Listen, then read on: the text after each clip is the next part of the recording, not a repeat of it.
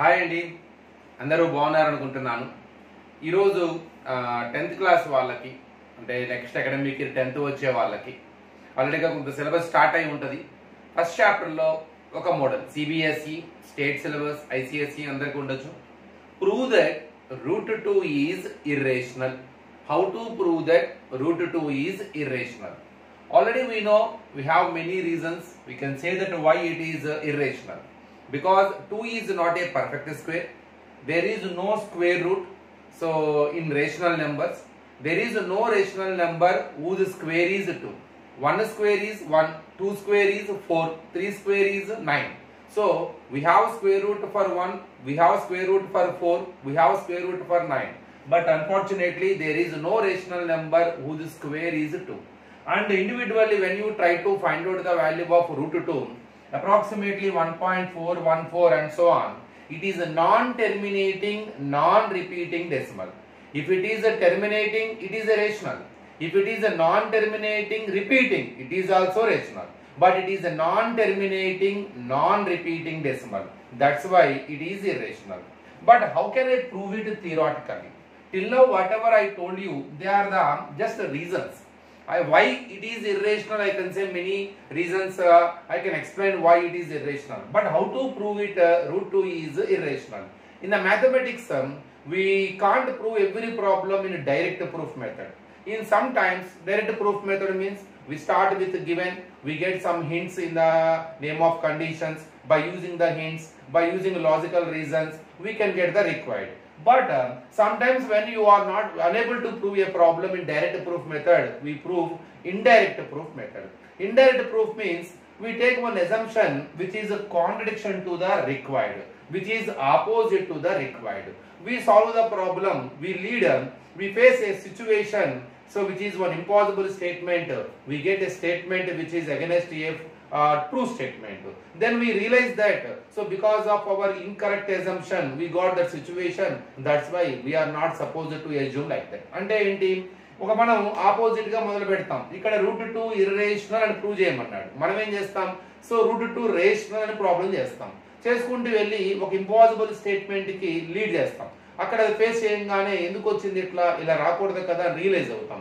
So ఎలా వచ్చింది, ఎందుకు వచ్చింది అనే దాని మీద మనము చెక్ చేసుకుంటూ వెళ్తే, because of our starting assumption, ఏదైతే మనం రేషనల్ అనుకోవడం మూలంగా స్టేట్మెంట్ లీడ్ అయ్యింది కాబట్టి అలా అనుకోకూడదు, ఇలాగా ఇండైరెక్ట్ గా ప్రూవ్ చేస్తాం. అంటే నేను ఇక్కడ ఇండైరెక్ట్ గా అంటే ఏం లేదు, ఇది ఇర్రేషనల్ అని ప్రూవ్ చేయడం పక్కన పడేసి ఇది రేషనల్ కాదు అని ప్రూవ్ చేయబోతున్నాను అన్నమాట. సింపుల్ గా చెప్పాలంటే, ఎప్పుడైతే ఇది రేషనల్ కాదు, whenever I prove that it is not rational, then I can say it is irrational. So ఈ టెక్నిక్ ని ఈ ప్రాబ్లం లో మనం యూజ్ చేయబోతాం. So that's why first you take one assumption that let us assume that root 2 is a rational. Root 2 is a rational. So let us take it as a rational. What happens if I take it as a rational? Let us see now. Whenever we assume that it is a rational, according to the definition of the rational number, so it must be equal to p by q form. So the rational number can be written as in the form of p by q.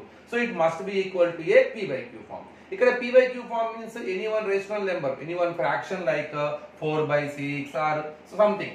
For example, if your rational number which is not simplified fraction, for example now 4 by 6, in second table we divide both.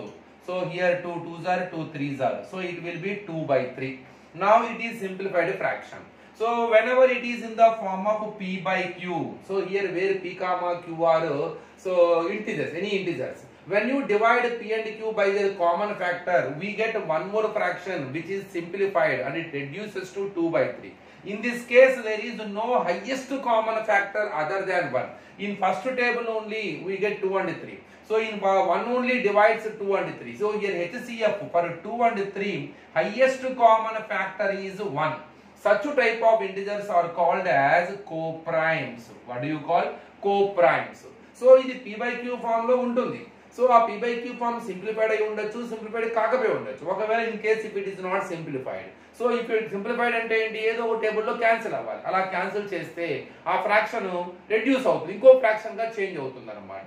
So ఈ change అయినప్పుడు ఇక్కడ ఈ first టేబుల్లో తప్ప ఇంకా ఏ టేబుల్లో power అన్న feeling వచ్చినప్పుడు, so numerator and denominator should have a common factor 1. Highest common factor ఇంకా 1. అలాంటి ఇంటిజర్స్ ని కో ప్రైమ్స్ అంటారు. ఇప్పుడు నేను ఆ టైప్ ఆఫ్ రేషనల్ నెంబర్ ని తీసుకుంటున్నాను అన్నమాట. So because it is rational number, it must be equal to p by q form. So my p by q form which is simplified, in which numerator and denominator whatever integers are there, their HCF is 1, so they are co-prime. Such a type of rational number I want to take. So therefore root 2 is equal to a by b, where a comma b are co-primes and b not equal to 0 and b not equal to 0. So finally here we assumed that root 2 is a rational.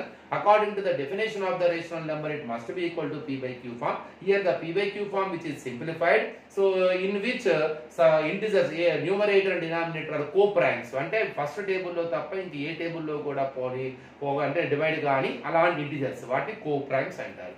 Now to cut the root symbol, squaring on both sides. Root 2 whole square is equal to a by b whole square. Root 2 square cancel. 2 is equal to a square by b square. Now do transpose, get b square to LHS and send 2 that side. By form becomes into, here into form becomes by. So just change their positions. B square is equal to a square by 2. What is the meaning of it? Here clearly 2 divides a square by how many times? B square times, according to the division theorem. So a square ni 2 ఏం చేస్తుంది, divide చేస్తుంది. కాబట్టి I can say here 2 divides a square. 2 divides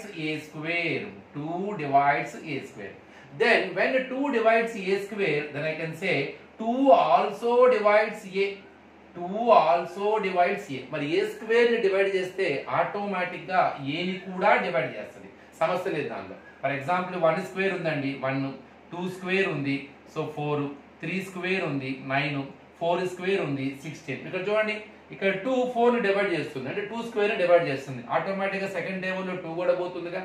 ఇక్కడ 2 16 ని divide చేస్తుంది, అంటే 4 square ని, అంటే ఆటోమేటిక్ 2 4 ని కూడా డివైడ్ చేస్తుంది. 2 2s are. సో కాబట్టి I can say 2 when 2 divides a square, then I can say so 2 also divides a. ఇక్కడ ఒక స్టెప్ ఉంది మనకి, b square is equal to a square by 2. Take it as a first equation. మనం దాన్ని next వాడుకుంటాం అన్నమాట. Whenever 2 divides one number, what do you say about it? When 2 divides one number exactly, so exactly means getting remainder 0. So in that case you can say 2 is a factor of that number. That's why here, because 2 divides a, I can say 2 is a factor of a. 2 is a factor of a. So take it as the second equation.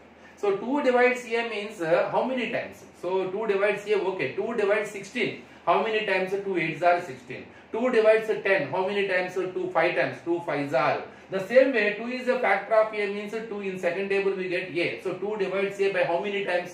2 somethings are. That something you take one letter as a c. 2 c's are. That is 2 into c is equal to a for some integer c. For some integer c. Whenever 2 divides something, so a number, so by how many times it divides that number, so we have to know. So in a second table compulsory we get that a. 2 divides a means what does it mean? At what times 2 divides a here? So it is a c times. So 2 c's are a.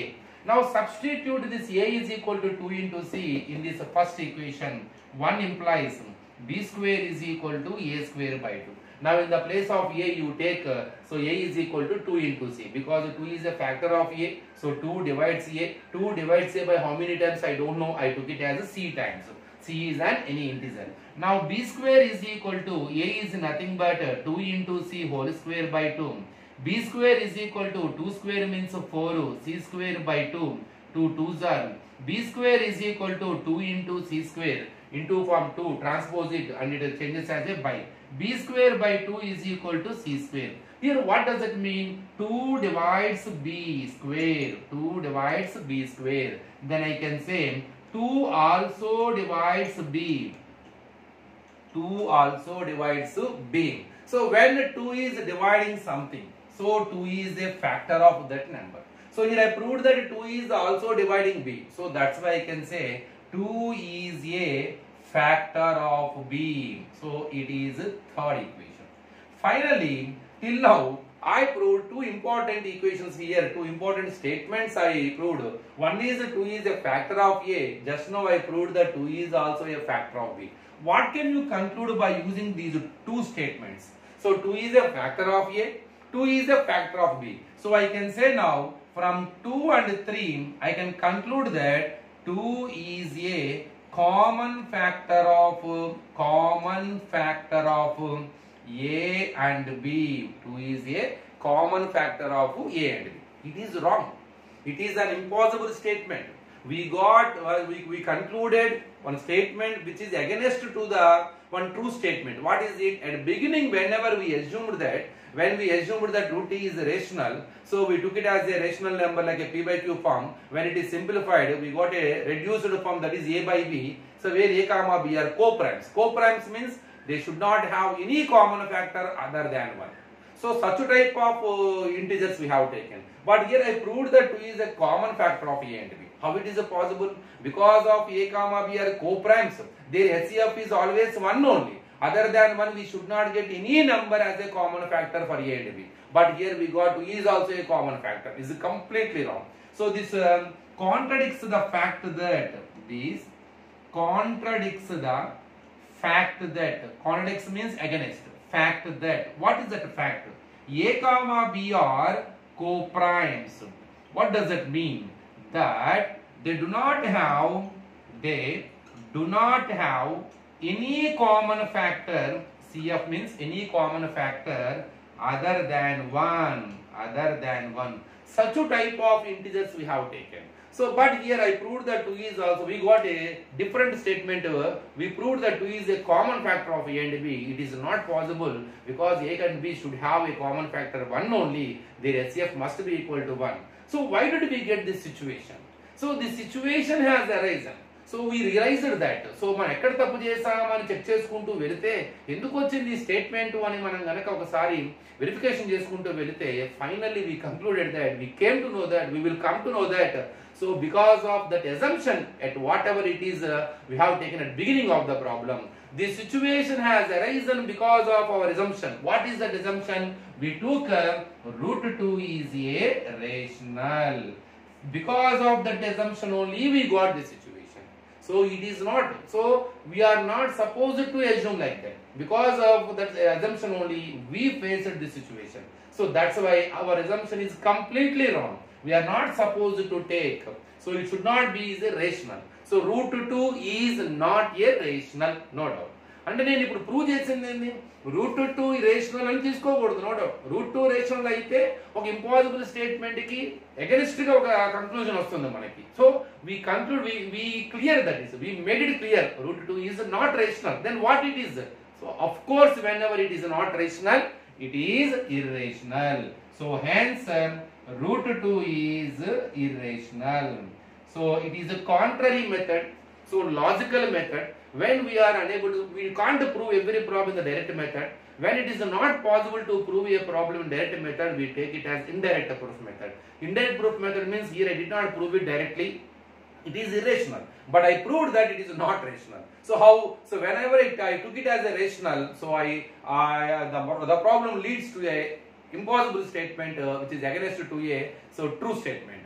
So because of our assumption, that assumption only we got that situation. That's why we concluded that we are not to assume like that root 2 is rational. So we can conclude finally it is not rational. So of course it is irrational. Thank you, Andy. So next problem, next video lo inkoka important concept నేర్చుకుందాం. Thank you.